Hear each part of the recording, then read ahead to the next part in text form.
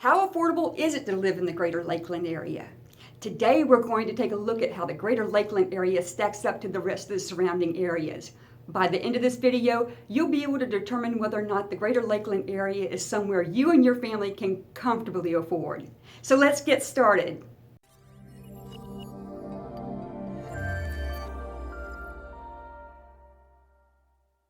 I'm Lisa Kelly, Lakeland Homes and Lifestyles with Premier Realty.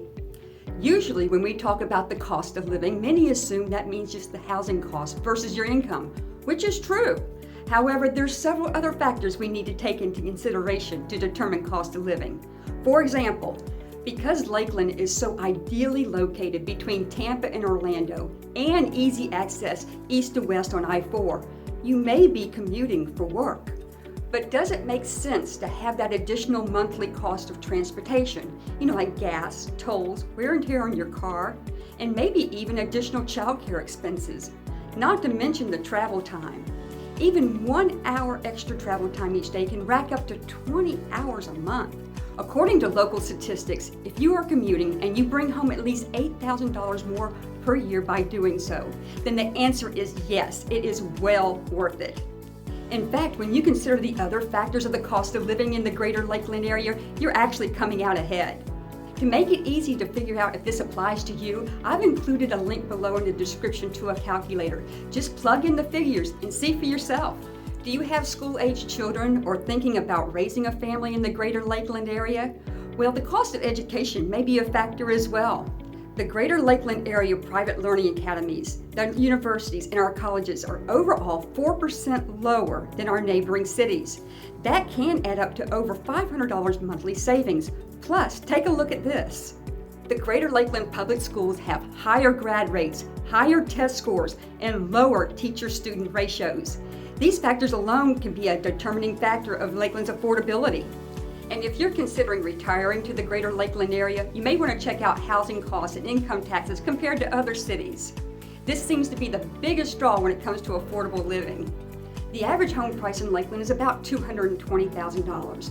That's 12% lower than even our neighboring Florida cities. That could mean a difference of $100 or more in a monthly payment. And if you're on a fixed income, it could be a deciding factor. Curious to know how the 45 Lakeland area neighborhoods scored on the affordability charts? I've included a link below. Just find your neighborhood, click on it, and see how yours compares. And talking about your fixed income, you have 100% tax savings. Florida has no state income taxes.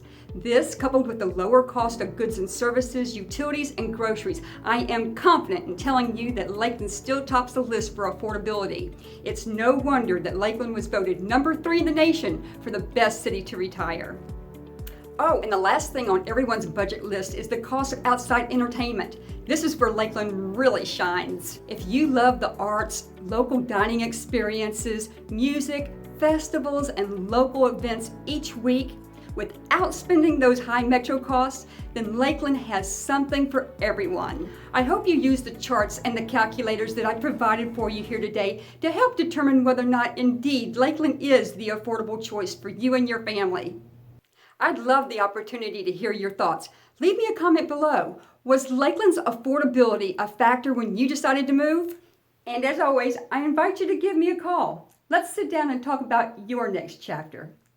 I'm Lisa Kelly, Lakeland Homes and Lifestyles with Premier Realty. And until then, I'll see you on the next one.